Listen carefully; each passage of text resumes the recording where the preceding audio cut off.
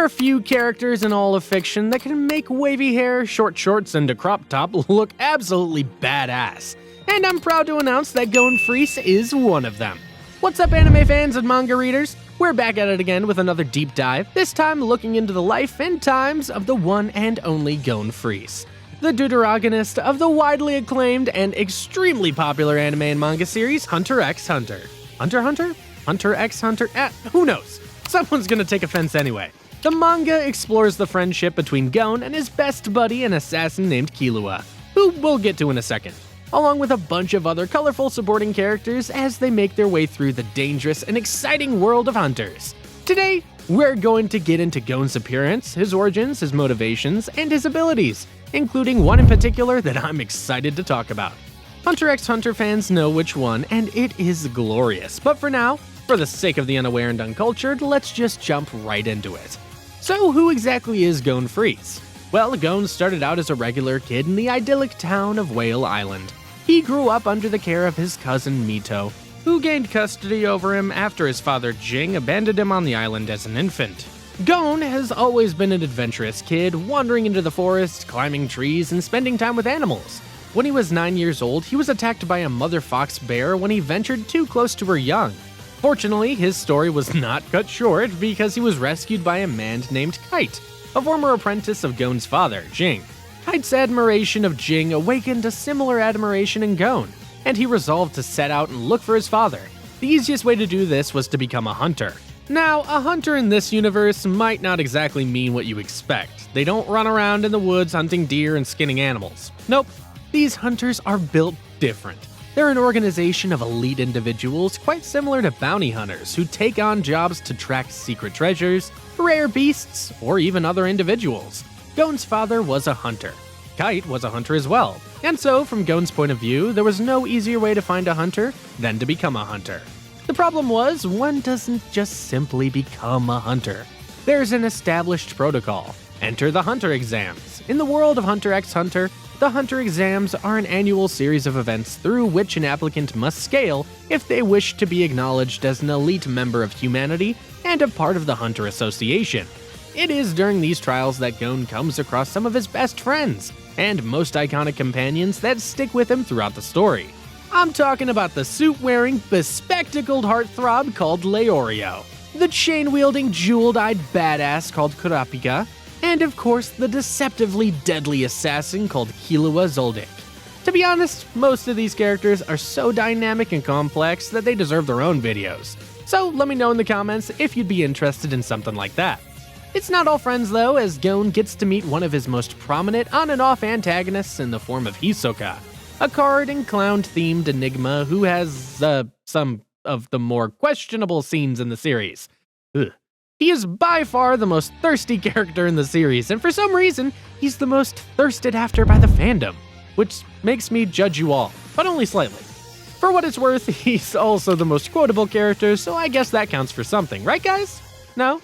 Bungee gum? And its properties of both rubber and gum? Come on, back me up here.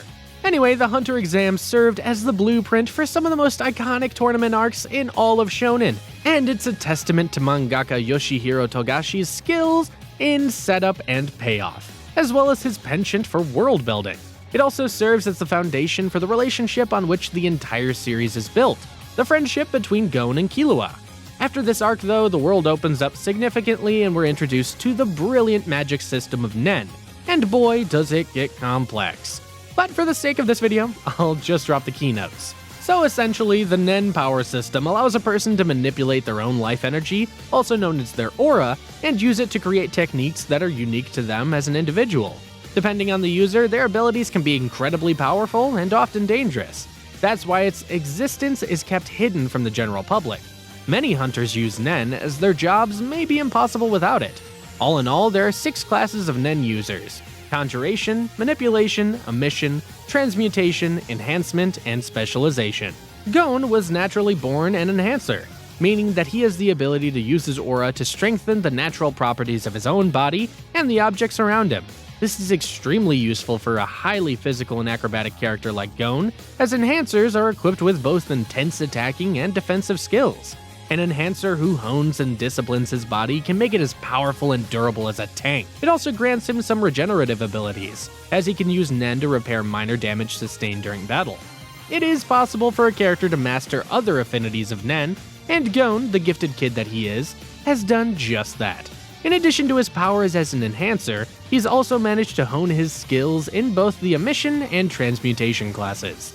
Emission users can separate their auras from themselves as a form of high-intensity projectile suited for long-range attacks. Transmutation users, on the other hand, can transform their auras into other energy types or cause them to take on the form of elements and even, for the more adept users, living things. Combining these three Nen types, Gon was able to create his own signature technique called Jajanken. It's sort of a play on words used in Japanese for rock, paper, scissors. His special move, though it's not as casual, Jajanken has three subtypes. Rock, which is a derivative of his enhancement ability, where he packs all of his aura into his fist, completely lowering his defense in the process.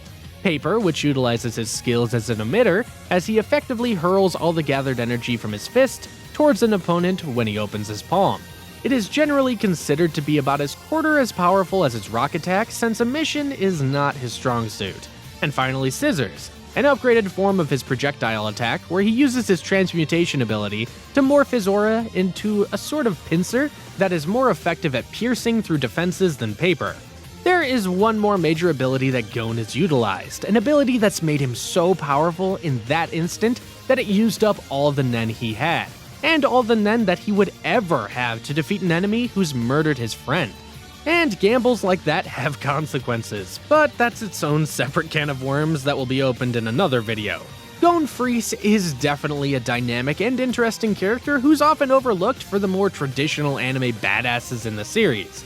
But it is honestly fascinating to watch his transformation from a naive and bright-eyed boy, ready to take on the world, to a more emotionally mature kid who's still not afraid to look for wonder, beauty, and friendship in a world that is more cruel than it is kind. Do you agree with our analysis? Maybe there are some really powerful abilities that I left out. Let me know what you think in the comment section below. Please subscribe if you haven't already and ring the notification bell to get regular updates on new videos. I make awesome anime and manga content like this every week, so be sure to check them out. Thanks for watching and bye for now.